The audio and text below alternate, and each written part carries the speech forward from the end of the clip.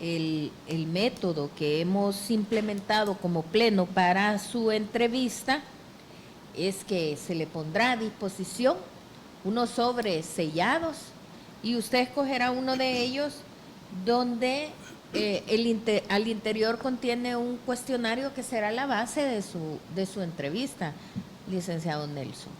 Así es de que sin más vamos a avanzar en ese sentido.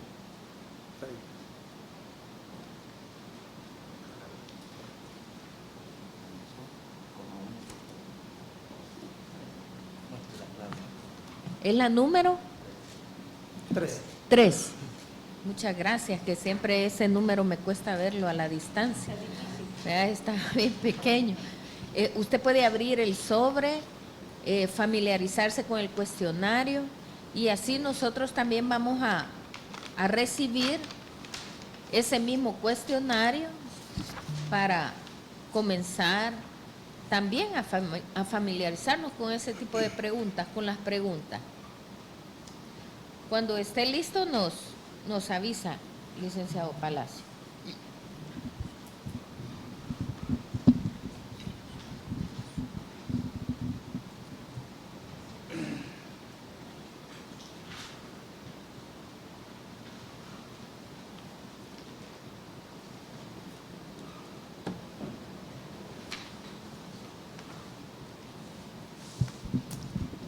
Ya, licenciado. Listo. Sí. La pregunta, que es de carácter general, se refiere a indagar cuál es su corriente de pensamiento jurídico y por qué razón.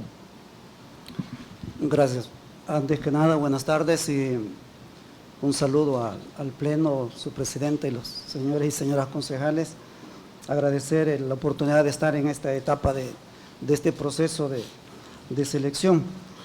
En relación a la pregunta sobre cuál es la corriente del pensamiento jurídico por la que me decanto, concretamente me decanto por la corriente del pensamiento jurídico neoconstitucionalista.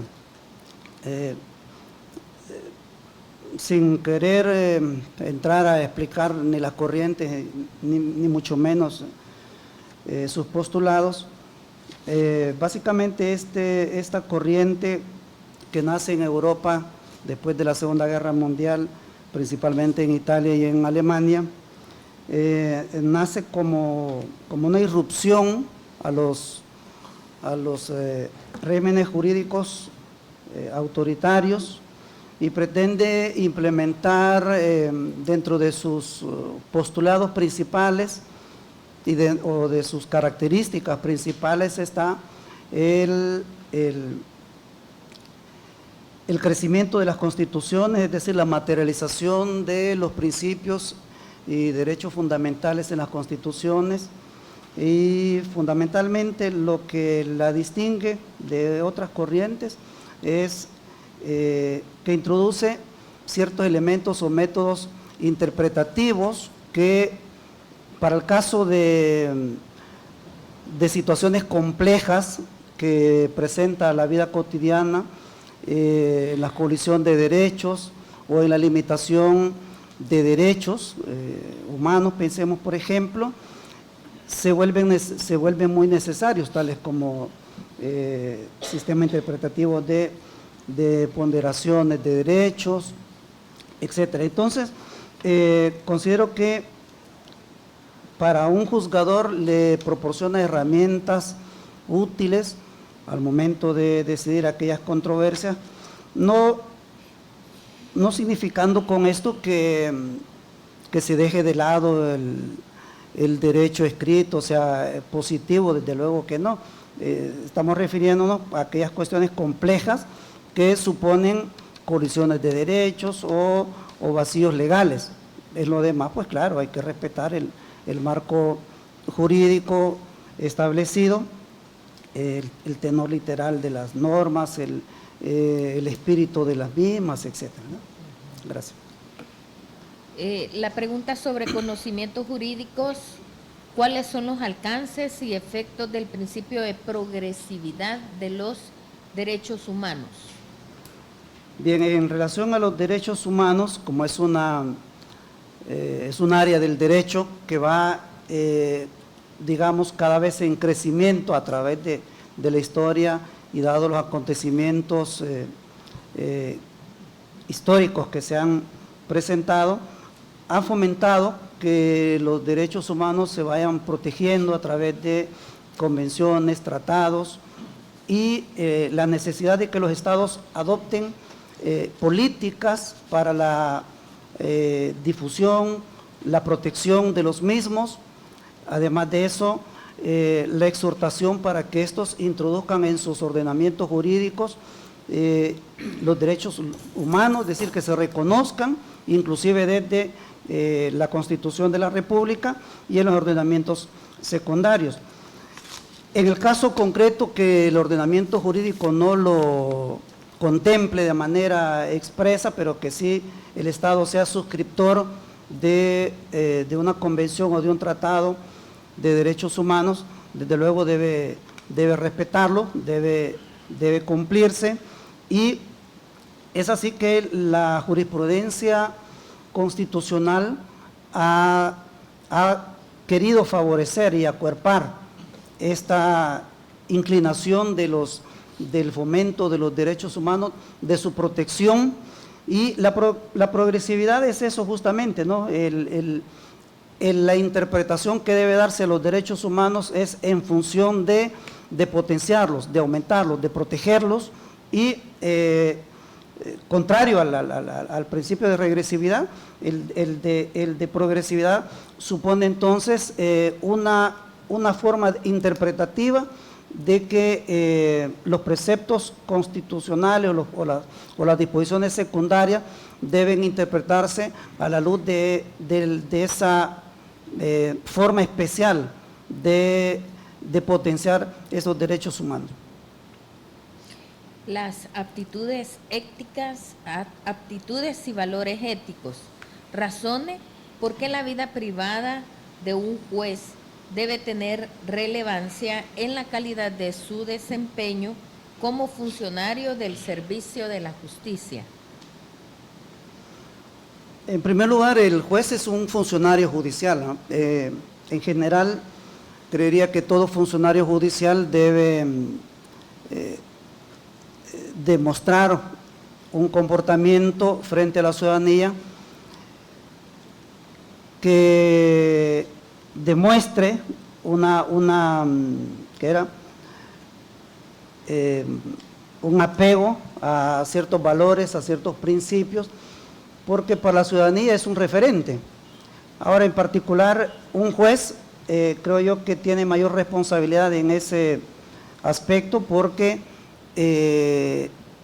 la labor que desempeña como juzgador supone para la ciudadanía un elemento de confianza, y por lo tanto esa confianza debe fomentarse en la medida que el juez demuestra una conducta que resulte intachable a los ojos de la ciudadanía, de tal manera que debe de manejarse en su vida privada con mucha moderación, por ejemplo en el tema de redes sociales, evitar subiendo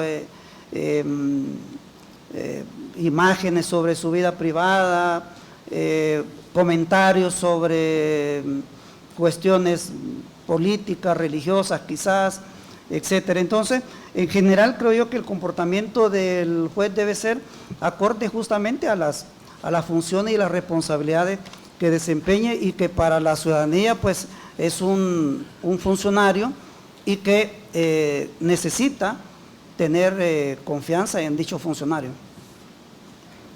Con relación a la apreciación sobre el órgano judicial, en caso de ser electo, ¿cuáles serían sus propuestas para disminuir la mora judicial?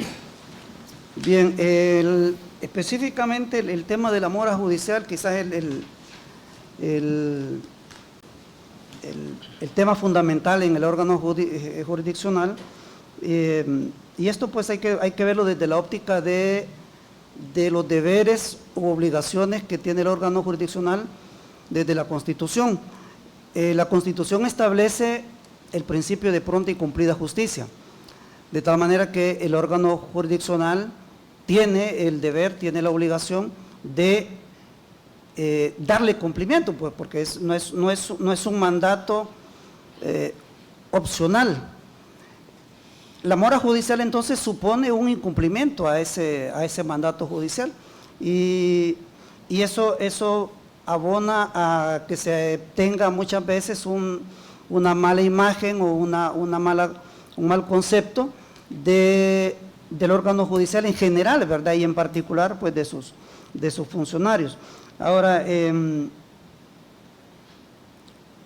las propuestas serían creo yo que muy variadas, dependerá desde luego del escenario en el que se encuentre. Por ejemplo, en materia del área administrativa, creo que es necesario un diagnóstico que involucre a todos los sectores, funcionarios, empleados y otros órganos vinculados al quehacer jurisdiccional, como por ejemplo el Consejo Nacional de la Judicatura, y determinar las prioridades que se requieren para el óptimo funcionamiento de dicha labor. Por ejemplo, creería yo que los recursos no están necesariamente o óptimamente utilizados. Por ejemplo, creo yo que tenemos una unidad o departamento de publicaciones, por ejemplo, que nos llena a veces de cantidades de revistas judiciales que desde luego son útiles, pero que pueden haber formas alternas de poderlas hacerlas llegar, sobre todo hoy con las tecnologías, en las cuales posiblemente sería una forma alterna de optimizar recursos, de hacerlo llegar de una manera más inmediata, con menos contaminación, es decir, ayuda al medio ambiente también, porque evita la utilización de mucho papel y tinta. Creo yo que es necesaria una revisión de la parte administrativa y tratar de optimizar dicho recurso para que esté al servicio de la parte jurisdiccional, porque de pronto da la impresión que la parte jurisdiccional está un poquito abandonada y la parte administrativa un poquito más fortalecida. Por otra parte, en la parte jurisdiccional yo creería que se deben de implementar las tecnologías y ya, ¿verdad? La verdad que ya desde hace algunos años debimos haberlo hecho. Otros países ya llevan más avance en temas como este, Colombia, Paraguay, etcétera. Entonces, al utilizar la tecnología podemos, creo yo, coadyuvar al tema de la mora judicial. Yo escuchaba recientemente voceros de la Sala de lo Penal, por ejemplo, que explican que tienen un programa y que les ha ayudado mucho a solucionar, digamos, el problema de la mora judicial. Hasta donde yo le entendía es un programa de seguimiento de los procesos. Pues resulta que ese programa de seguimiento de casos no es tan complicado hacerlo. No sé si la Corte, dentro del recurso humano que tenga, que tiene obviamente ingenieros en sistema, etcétera, podrán elaborarlo o no, o encargarlo, pero todos los nuevos procesos que se están elaborando, las nuevas jurisdicciones que están elaborando a partir de la reforma iberoamericana y el corte adversativo que está contaminándolos, supone, por ejemplo, para los tribunales un impulso oficioso, incluso en su etapa de ejecución. ¿Y cómo le va a dar un impulso oficioso si no sabe, en la montaña de expedientes, no sabe cuál venció ayer, cuál vence mañana? Entonces, claro, un programa de esa naturaleza le tira la alerta todos los días temprano, y todos los colaboradores, el juez, el secretario, pues todos sabemos qué es lo que debemos resolver. Digamos que eso no debería de ser una cuestión tan complicada, ¿ya? Otra Otro aspecto creo yo que es apostarle, aunque es muy oneroso, apostarle al tema de la digitalización de los procesos. Aunque ya tenemos algunos pequeños avances tímidos, en el caso, por ejemplo, de las notificaciones electrónicas, creo yo que es necesario avanzar hacia los verdaderos problemas que generan la mora judicial. Uno de ellos, los actos de comunicación. Imaginemos que tenemos que emplazar a una persona en el extranjero, dura en promedio 2 años en que vaya y venga un exhorto judicial, 2 años que tiene que esperar el demandante, y al dictarse la sentencia hay que mandar a notificarla otros 2 años, solo ahí son 4 años, y al momento de la ejecución forzosa, el despacho de ejecución hay que notificárselo otra vez. Entonces, claro, hay que hacerlo porque nuestro sistema de procesal y de garantías lo exige, y hay jurisprudencia que hay que hacerlo. Entonces, crear un sistema, creo yo, un sistema interinstitucional que permita una comunicación, no sé si más directa con relaciones exteriores, y que eso se viabilice de otra manera.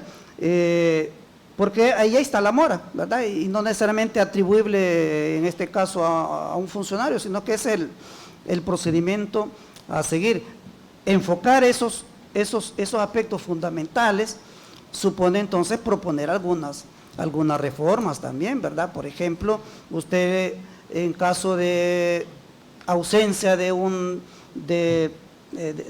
demandado de paradero ignorado, a librar oficios de localización, y puede librar entre 6, 8 o más oficios a diferentes instituciones que a veces tardan lo que quieren para responder, y hay que estar librándoles, exhortándoles a que le den cumplimiento, intentando en todas las direcciones que les resulten de esa investigación, cuando posiblemente un ente administrativo, puede ser el RNPN, tenga de manera centralizada esa información y que de un modo directo se pueda facilitar y que fluya esa información. Eso, claro, son cuestiones que obviamente pasan por una reforma. Habrán casos también que jurisdicciones que la única manera de sacarlas a flote será a través de la creación de algunos tribunales adicionales, ¿verdad? Hay tribunales especializados de ejecución de penas, por ejemplo, de familia incluso, ¿verdad? Que están muy saturados, y la capacidad instalada de ellos pues ya no permite darle abasto, porque humanamente ya no es posible salir adelante. Y para no cansarlos, pues finalmente también otro tema muy importante, el del mapa judicial, ¿verdad? El mapa judicial creo que es necesario, y aunque mucho se habla, y en todos los procesos, yo vengo oyendo varios procesos de esto y propuestas de otros colegas que también se han ido, digamos, por otro sistema de votación. Lo cierto es que al momento de llevarlo a cabo, no sé cuáles son las razones reales por las cuales se impida tratar de implementarlo. Yo creería que si se piensa que puede generar inconvenientes, pues no cuesta mucho, creo yo, hacer una mesa de trabajo con todos los sectores, incluidos trabajadores, representados por los sindicatos o asociaciones de trabajadores, porque desde luego hay que tomarlos en cuenta, y podemos iniciar con un plan piloto. Comencemos con un departamento, con un distrito en particular, y tratemos de ver si funciona, e ir haciendo los ajustes pertinentes, ¿verdad? Porque dificultades van a haber definitivamente en todos los cambios, sacrificios posiblemente lo hayan, hay críticas al respecto, dice, mire, ¿cómo va a dejar una población sin un juzgado y lo va a trasladar a otro?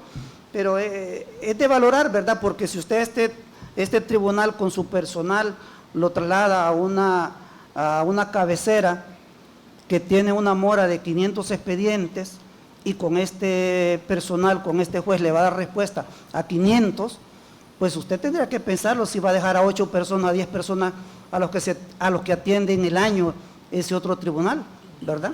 Entonces, no se trata de a quién se le va a dejar, sino que también a quién se le va a beneficiar. Entonces yo creo que ese tipo de cuestiones, claro, no son decisiones tan a la ligera, pero algo hay que hacer, pienso yo, ¿verdad?, sobre ese tema también.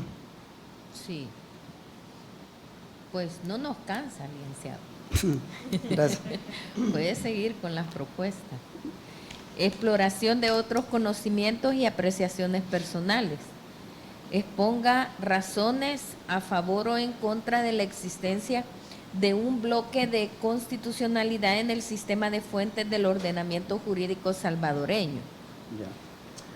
Bueno, en relación a la existencia de un bloque de constitucionalidad en el sistema de fuentes en nuestro ordenamiento, ha sufrido, creo yo, críticas, ¿verdad?, sobre todo a las personas que son detractoras de esta corriente neoconstitucionalista, por cierto. Y la crítica fundamentalmente es que se dice, básicamente se va reduciendo, dice, con la actividad de los jueces, que toda la interpretación, que toda norma la encuadran con el bloque de constitucionalidad, es decir, con todas las normas de la Constitución que regulan principios, derechos y garantías fundamentales. Entonces dice, básicamente, bueno, la crítica que dice, ¿no? Básicamente,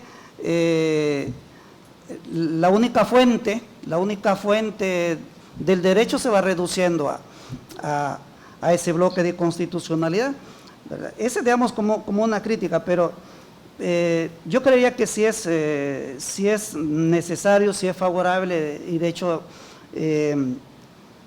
dentro de los postulados del neoconstitucionalismo está justamente que debe de confrontarse, que todo juez debe de confrontar la constitucionalidad de la norma y determinar si esta no es contraria a la misma, si esta es coherente, si esta coadyuva a los fines de los principios o derechos que protege la norma constitucional, o si no constituye una limitante también, ¿verdad?, a esos derechos.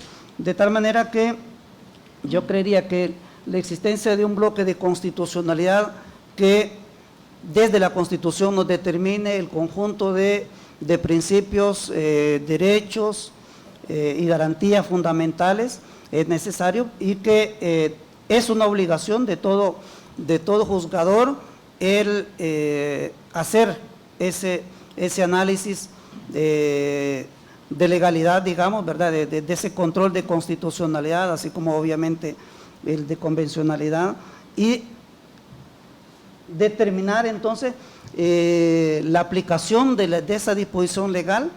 Y eso también incumbe desde luego a todos los jueces por el control difuso que se ejerce, incumbe a los tribunales intermedios, llámese cámaras, incumbe a las salas correspondientes y desde luego la sala de lo constitucional.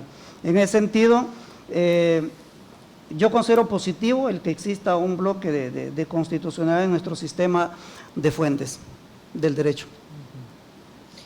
Con relación a la vinculación política partidaria, ¿ha realizado manifestaciones de apoyo, adhesión o promoción de algún candidato partidario dentro de un proceso electoral? No, definitivamente no. Y solo para agregar, porque entiendo que la pregunta es cerrada, ¿verdad? Sí. Pero yo creería que esta, no sé si llamarle prohibición, ¿verdad?, pero que hizo la Sala de lo Constitucional en virtud de una sentencia en la cual estableció esas limitantes para aquellos candidatos que se postularan o funcionarios que fueran electos, no solo para cargos de magistrados de la Corte Suprema de Justicia, sino que también lo ha hecho para otros funcionarios, ¿verdad? Lo ha hecho para funcionarios de acá mismo, por ejemplo, de esta institución, de la Corte de Cuentas. Yo creería que esa vinculación sí es importante que se separe de un funcionario para salvaguardar su independencia e imparcialidad, y fundamentalmente su independencia, ¿ya? Claro, yo creería también que no puede ser una situación perpetua, como creo que también lo dijo la sentencia al respecto, con posterioridad, es decir, que el hecho de que alguien haya participado hace muchos años, posiblemente eso no sea una situación que lo inhiba a perpetuidad en el futuro, ¿verdad? Y yo creía que esas matizaciones que se hicieron en la sentencia sí son importantes también tomarlas en cuenta. Y considero que esa área que se explora, y que entiendo que se explora de manera general también a todos los candidatos, es importante justamente para garantizar el tema de la independencia y de la imparcialidad que todo funcionario, y en particular el que va a ejercer jurisdicción desde una alta magistratura, debe de poseer, ¿verdad? Y es que esto genera desde luego confianza en la ciudadanía también. Gracias. Bueno, con esto estaríamos terminando lo que es el cuestionario, pero dejo a cada uno de nosotros, sí, licenciado Funesteos Alcides. Buenas tardes. Hola, buenas tardes. Un comentario, tal vez no es una pregunta, un comentario. Realmente que me llama poderosamente la atención cuando usted plantea ciertas ideas para reducir la mora judicial, y ha planteado varias cosas. Y me llama bastante la atención porque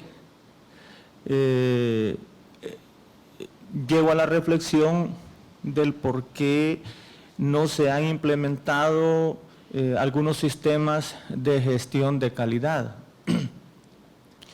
Yo recuerdo hace aproximadamente unos 10 años, experimenté algunos sistemas de gestión de calidad y las personas responsables, empresas relacionadas a prestar este servicio, estaban un poco pensantes en el sentido de cómo sistemas de gestión de calidad podía tener su aplicación, esto fue real, en los sistemas de administración de justicia.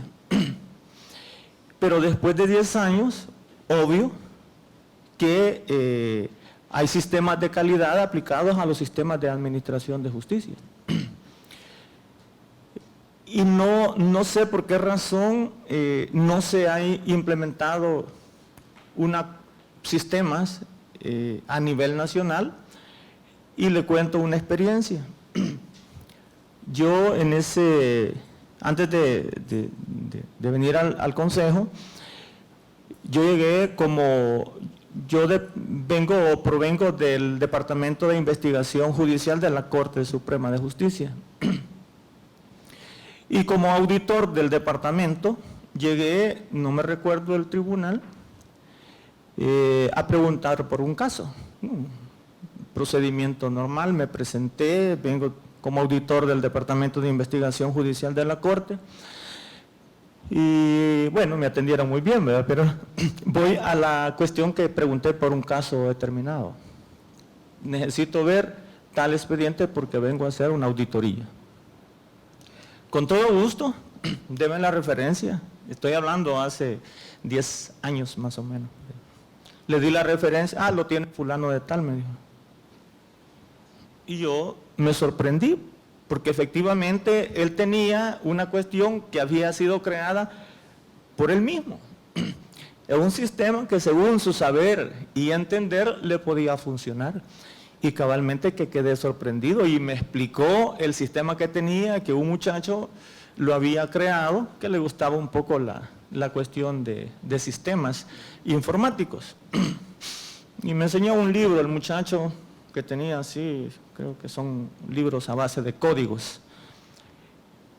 Pero si usted pues llegase a ser magistrado de la Corte, pues de una manera profesional se lo pediría de que retomara eso, porque no es lo mismo que un juez de un determinado lugar haya creado ese sistema de gestión de calidad que le funcionaba a la perfección, porque él sabía dónde estaban sus procesos, sabía.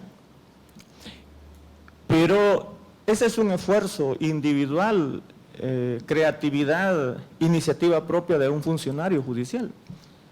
Pero qué importante sería, y el impacto que crea en la sociedad, de hacerlo de manera institucional, por medio de las autoridades. Así es que le dejo ese comentario y sí si pudiera trabajar juntamente con los otros compañeros que van a ser elegidos después de este proceso a la Corte, pero le dejo esa idea que es una idea bastante bonita, interesante y además muy efectiva. Hoy en día sí ya hay experiencia por sistemas de gestión de calidad en temas de administración de justicia. Si es que era un comentario, Presidenta. Sí. Yo quiero Gracias. Gracias. ¿Puedo ¿Cómo no? aprovechar a hacer un comentario del Sí, comentario? claro, Sí. claro, claro. Fíjese que en efecto, por lo que me describe, ha de ser un juzgado civil y mercantil el que usted pone el ejemplo. Y de hecho de la persona que usted comenta que lo elaboró era un secretario. Y el secretario tuvo la habilidad de hacer el programa. Y no lo ha instalado, no lo instaló en su tiempo a varios juzgados.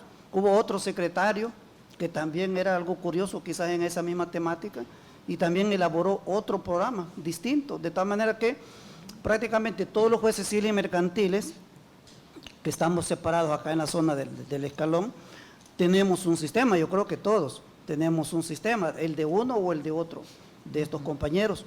Y ellos lo elaboraron, entiendo yo que así, con sus pocos conocimientos, porque, bueno, el licenciado que lo elaboró había sacado un técnico en programación, me parece, en el ITCA, y combinado con su conocimiento jurídico, él supo qué se necesitaba dentro de ese programa, adaptándolo a los plazos del Código Procesal Civil y Mercantil. De tal manera que nosotros, usted pregunta, solo me da el nombre del demandante, el apellido del abogado, el del demandado o el número, cualquier dato que me dé, se oprime las teclas y nos aparece dónde está, si lo tengo yo, lo tiene notificado, todito lo tenemos sumamente controlado. Nosotros todos los días imprimimos una hoja de vencimientos y sabemos qué es lo que hay que resolver ese día, a raíz de ese programa de seguimiento. Pero es algo tan sencillo, nosotros lo tenemos en 2 computadoras porque no tenemos red todavía ahí, por diferentes razones no se ha podido instalar una red para que podamos todos compartirlo, pero lo tiene el secretario notificador. Y nosotros así funcionamos, imprimimos los libros, los llevamos digitalizados, la mayor parte, excepto los que el mismo CNJ nos dice que esto debemos de llevarlo en físico, lo llevamos, todos los demás los llevamos así también digitalizados y solo se imprimen cuando se van a necesitar.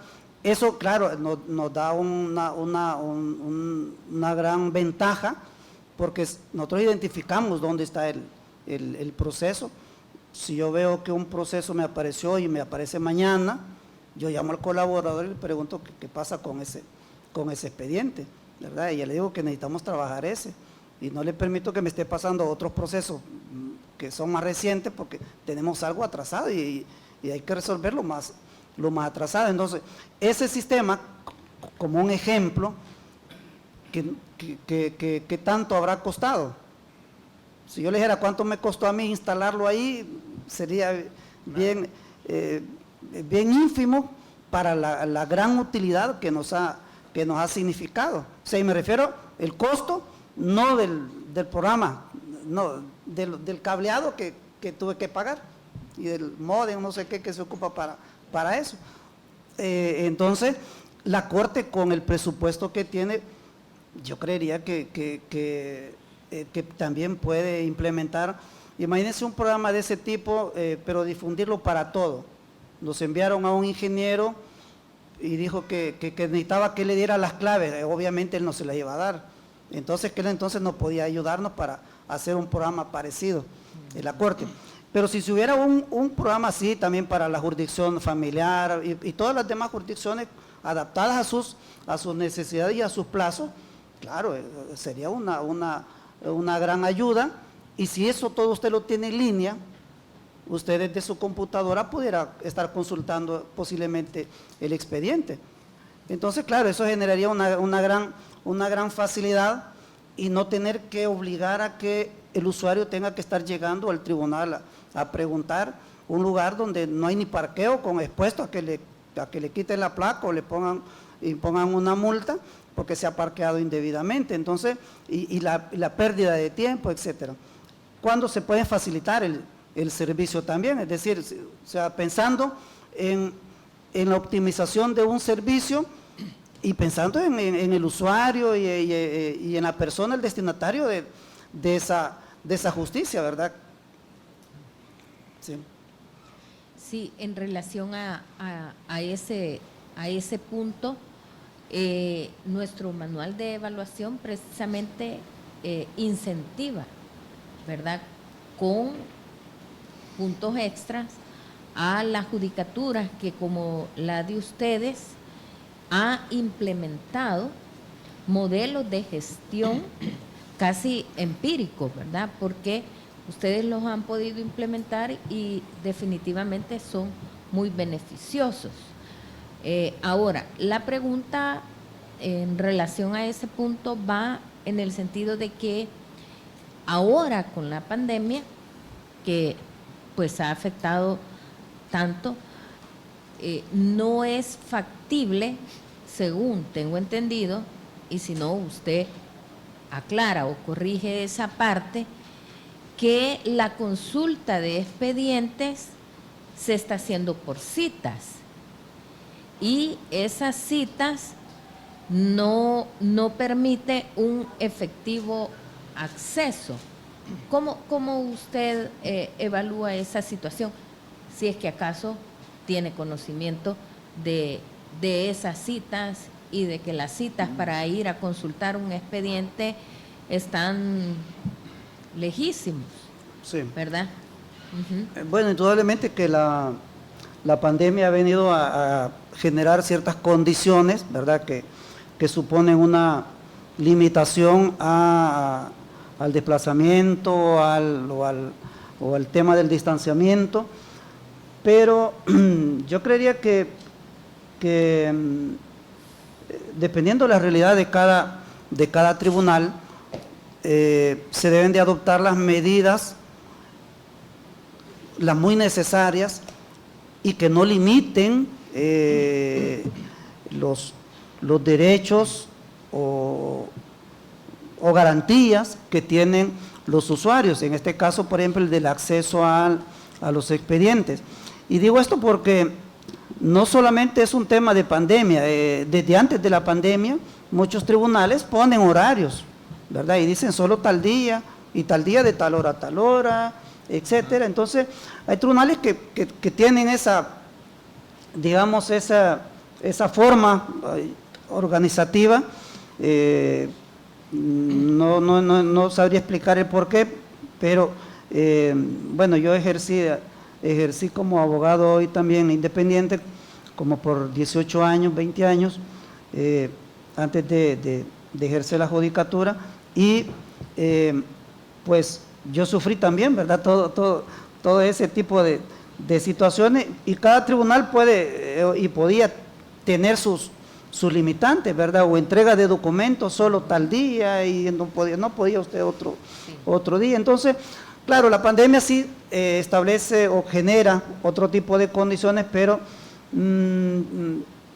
yo no le creería, pues por lo menos en el caso concreto que nosotros estamos sobrellevando, no tenemos una limitante de ese tipo, porque en realidad consultas nosotros casi no tenemos, ¿verdad? Yo creería que las presentaciones de los escritos y todo no puede tener un horario, ¿verdad? El horario establecido según el Código Procesal Civil Mercantil son en días y horas hábiles y se debe ejercer de 8 a 4 de la tarde. a 1 y de hoy, antes decía de 1:40 a 4, pero hoy es de 2 por el contrato colectivo de trabajo, que ya establece 1 hora para la toma de alimentos, el almuerzo. Entonces, desde las 2 de la tarde a las 4 de la tarde, y si ese es el horario de actividad procesal, pues también debería de serlo también de atención para el usuario. Bien. Muchas gracias. ¿Alguien más? No.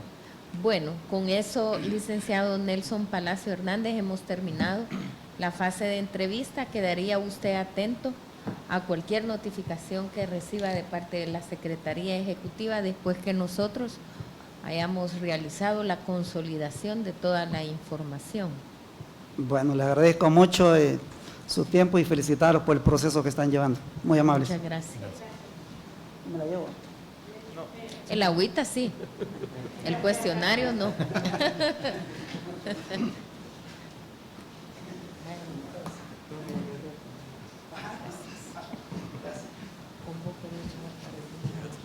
Ok, con la participación del aspirante licenciado Nelson Palacios Hernández, concluimos la jornada de este día y reanudamos la celebración de la sesión extraordinaria número 6 para el próximo día lunes 15 de marzo a partir de las 9 de la mañana, quedando los miembros del Pleno legalmente convocados para esa fecha. Muchas gracias. Muchas gracias.